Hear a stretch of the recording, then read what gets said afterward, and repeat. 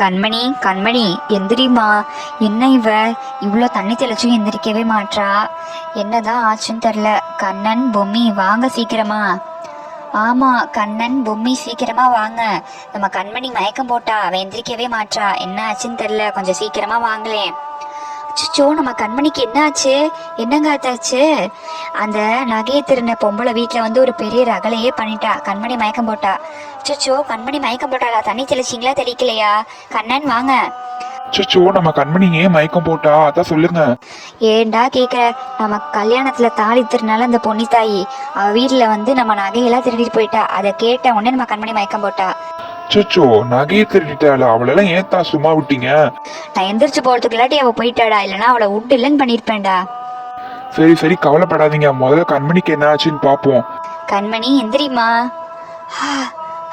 நகை என்னாச்சு? நகை நகை மாமியார் விட்டு நகை என்னாச்சு? அப்பாடா கண்மணி கல்ல முடிச்சிட்டா. பாடி இப்படியோ கண்மணி கண்ண முடிச்சிட்டா.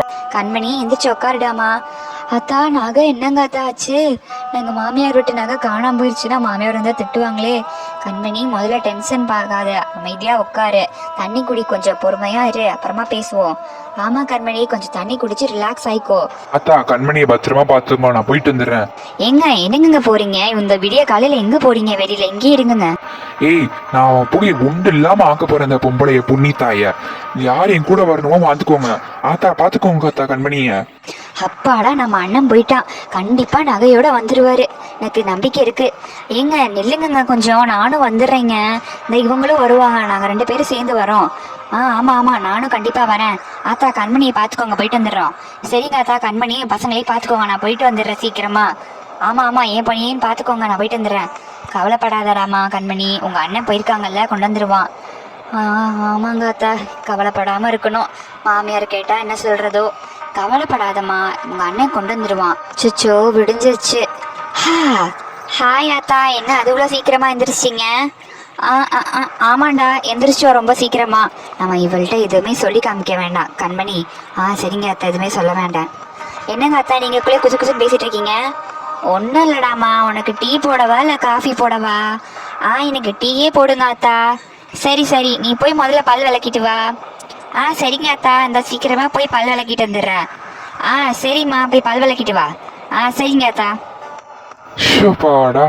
அப்பாடி அண்ணன் வந்துட்டான். வாங்கண்ணே, வந்து உட்காருங்கண்ணே. என்ன நகை அடைச்சிருச்சா? அதை ஏன் கேக்குறீங்க? அவ எங்க தேடியோ ஆளே கிடைக்கல. ச்சே, இந்த பொம்பளையோட ஒரே தொல்லையா போச்சு.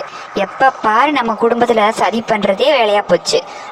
சரி விடுங்க, வர வழியில கண்மணியோட மாமனையாரையும் மாமியாரையும் பார்த்தேன். அவங்க நம்ம வீட்டுக்கு வராங்களாம். ஐயோ, அவங்க எதுக்கு நம்ம வீட்டுக்கு வர்றாங்க?